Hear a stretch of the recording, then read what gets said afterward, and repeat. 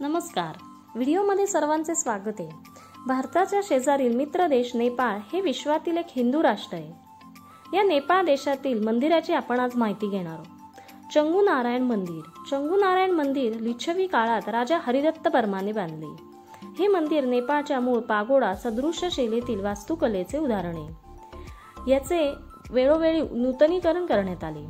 लिच्छवी स्थापत्यकलेचे हे उदाहरण आहे. या मंदिराच्या बांधकामात लाकूड आणि विटा यांचा वापर जास्त आणि दगड धातूचा वापर कमी केलेला आहे. हे एक प्राचीन हिंदू मंदिर आहे जे नेपाळमधील भक्तपूर जिल्ह्यात येते. या मंदिराला चंगू किंवा डौलागिरी असेही म्हणतात. हे नेपाळमधील सर्वात जुने मंदिर मानले जाते. समृद्ध नक्षीकाम असल्याने नेपाळी वास्तुकला हे मंदिर दर्शवते. मंदिर भगवान विष्णूंशी संबंधित शिल्पे आणि कलांनी वेढलेले. तसेच मुख्य मंदिराच्या प्रांगणात आपल्याला भगवान शिव, अष्टमातृका, किलेश्वर आणि कृष्णाची ही मंदिरे आहेत.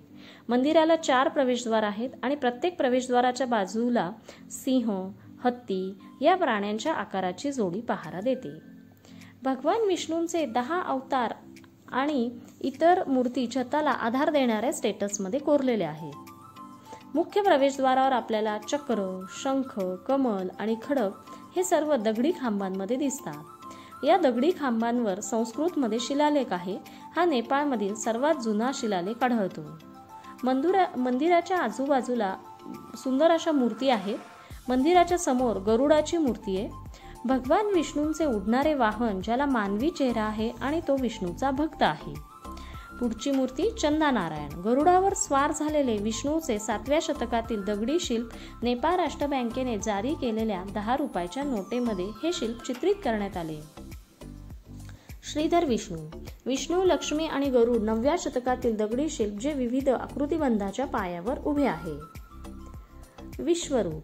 7व्या शतकातील दगडी शिल्प भगवद्गीतेतील दृश्यांचे चित्रण करणारे सुंदर कोरीव काम ज्यामध्ये भगवान कृष्ण आपल्या भक्त अर्जुनाला विश्वरूप प्रकट करतात. पुढची मूर्ती विष्णू विक्रांत. त्रिविक्रम विष्णूंचे 7व्या शतकातील शिल्प जे भगवान विष्णू आणि त्यांच्या प्रिय बळीराजा यांच्या हिंदू पौराणिक कथांचे दृश्य दर्शवते. नरसिंह. 7व्या शतकातील नरसिंहाचे शिल्प भगवान विष्णूचा अवतार ज्याने आपल्या प्रिय भक्त प्रल्हादाला वाचवण्यासाठी राक्षस राजा हिरण्यकश्यपाचा वध केला. गर्भगृहातील मुख्य प्रतिमेची हिंदू लोक गरुड नारायण म्हणून पूजा करतात, तर बौद्ध लोक हरिहरी वाहन लोकेश्वर म्हणून पूजा करतात. प्रतिमा पाहण्याची परवानगी फक्त पुजारी यांना आहे. चंगू नारायण मंदिर जागतिक वारसा स्थळाच्या यादीत आहे. मौल्यवान दगडी शिल्प आणि प्राचीन शिलालेखांना पुरातत्व, ऐतिहासिक आणि सांस्कृतिक महत्त्व आहे. हे मंदिर काठमांडू पासून 18 किलोमीटर अंतरावर आहे. तर या प्राचीन मंदिराला तुम्ही नक्कीच भेट देऊ शकता. व्हिडिओ आवडल्यास व्हिडिओला लाईक, शेअर आणि सबस्क्राईब करा. धन्यवाद.